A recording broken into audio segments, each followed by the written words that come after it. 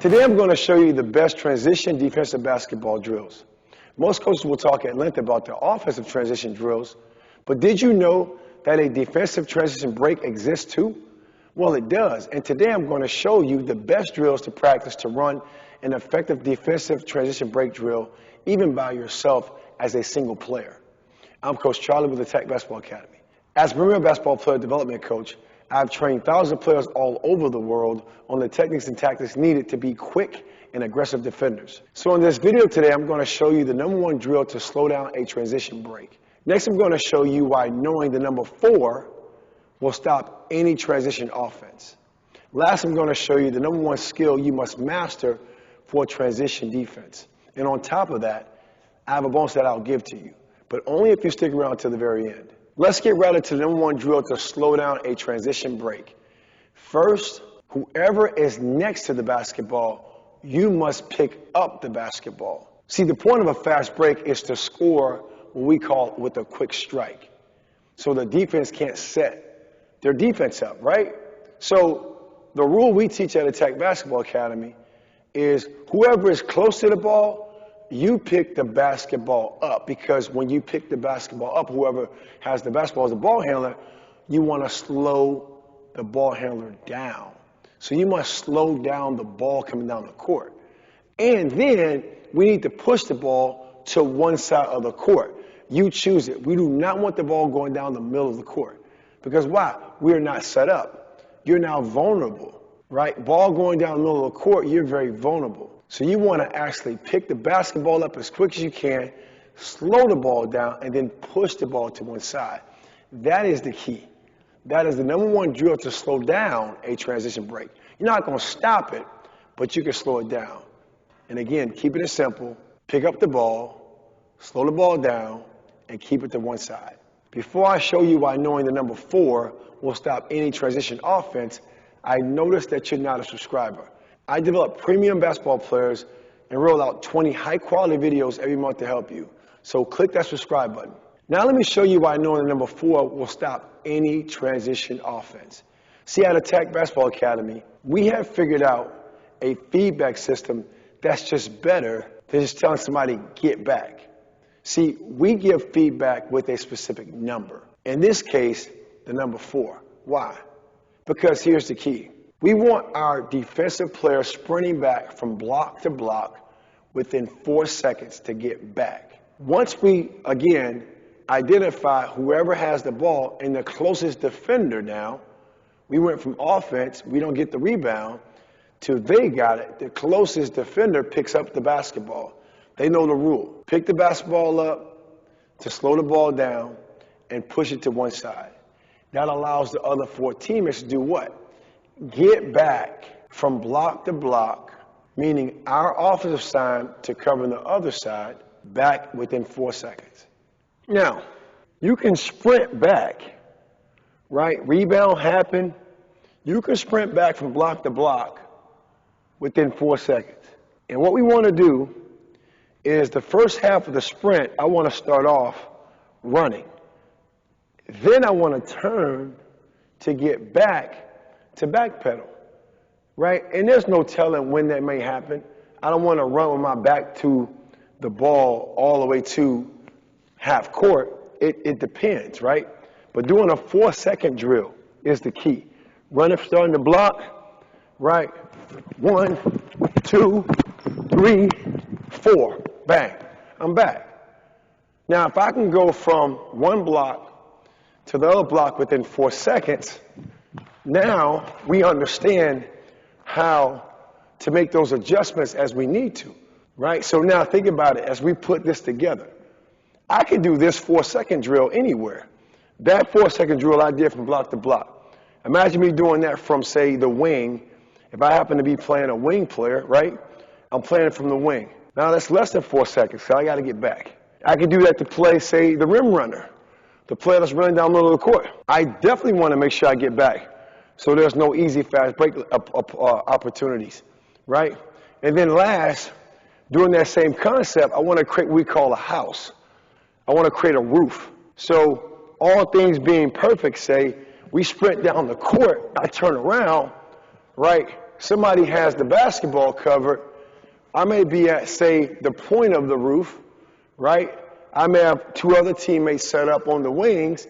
So think about it. Nobody can get behind us. Somebody's on the ball. Then we're probably allowing our big player, our tall player, to come back to fill the remainder of the house. And then we disperse out, which is coming up next, my next teaching point. We then learn how to disperse out accordingly so we can make sure now, not only did we slow down the basketball, not only did we push the ball to one side, not only did we get back within 4 seconds, now we're going to force them to run a half-court offense. Now that you're confident on slowing down a ball handler on a fast break and also sprinting back from block to block, I want you to come below with 4 seconds to click the thumbs up to let us know you like this video. Go ahead and drop 4 seconds in the comments below. Now I'm going to show you the #1 skill you must master for transition defense. It's the defensive closeout. See, the most important skill to me to master on defense is the closeout because you do not know who you're playing. When you're watching film and scouting, you have an idea until you actually put on your shoes and your uniform and you play against that opponent. But the majority of the times, it's kind of like you're learning about this opponent in real time. And then the closeout is important because according to the scouting report or according to the adjustments you make, you need to understand how close to get to a player, how far to get to a player, but also make sure that you're consistently doing that. Because you don't want to have a bad closeout read, especially on a fast break, because that can help teams build momentum. Now I want to share with you what I call a 2-second drill. The 2-second drill is very simple. We cut it in half. We start at half court. We sprint back. When we sprint back, what we end up doing is we end up dispersing out to, say, 5 spots. Keeping it simple, I'll show you 2. I'll disperse out, say, to the wing. I'll disperse out, say, to the corner.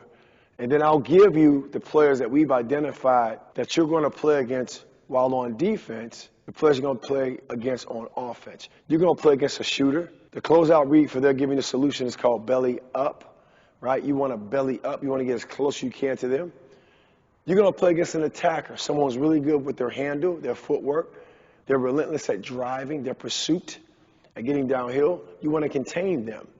This is them. Instead of going belly up, you stop. You give them room. And then last, you're going to play against what we call a slasher, an in-between. You give them momentum, they can shoot the basketball, but they like to put the ball on the floor to do that. You get too close, they know how to put the ball on the floor to go by you. So you got to pretty much play like a kind of up and down game. We call it like boxer. You got to be close to them, then you got to back up. You got to really make them guess. And the whole point of all those identifications is to make those players we've identified counter. And a lot of players do not have a counter. They either over dribble or they pass the ball. You've gained advantages. So we're going to do a 2-second closeout drill. I'm going to sprint back, then disperse out. I'll talk about the player I'm guarding so you understand I'm guarding the shooter. So when I sprint back, I may go to the middle of the rim, get as close as I can to the three-point line, stay in my stance because I got to get ready to contest their shot. If I play against a driver, an attacker, I might go, say, to the corner. Run back, sprint back, run out to the corner, but stop halfway. Let's get after it. Okay, now, here I go. So what I'm going to do, I'm going to sprint back to the middle of the court. And why? Because let's say the person I was guarding got picked up by somebody else because we want to do what? Slow the ball down, get the ball on one side of the court. So now I got to figure out who I need to pick up. And I need to pick up a shooter. Right? I know this player's a shooter. So I'm going to sprint back, open up, they're on the wing. Then when I close out, I'm going to sprint halfway out. My last half, I'm going to do what I call foot fire feet so I don't overrun my closeout assignment. And I'm going to throw my hands out with my weight back. And I'm going to do it to their shot side. I'm not coming with field goal hands. Any player can shoot through that. I'm coming on their shot side. Because I want them to counter.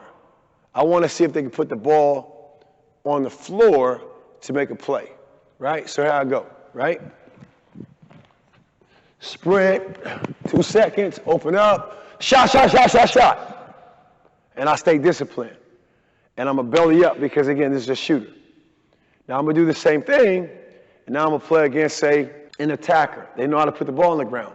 So the closeout read we're going to do is called contain. So when I sprint back, open up, hey, contain, drive, shoot, shoot. Notice I stopped. Instead of my hands going up, right, to contest, I stopped to put them out. I want my hands above the basketball. I want to force them to shoot. The shooting to an attacker, the counter is their shot. I want to see if they have it. Now, when they shoot it, I also have to contest it. And then last, let's say I'm playing against a hybrid player, a player that can shoot with rhythm, but they also can put the ball on the floor if you give enough space or you get too close. So same 2-second drill, I'm going to do boxer. Sprint out, do the same way. Sprint out, 1, 2, open up. Hey, shoot, shoot, shoot, drive, drive, drive. Like I'm going to say something. I'm going to be active. Because again, with momentum, they love to put the ball on the floor for pull-up jump shots. They love to get downhill if you get too close.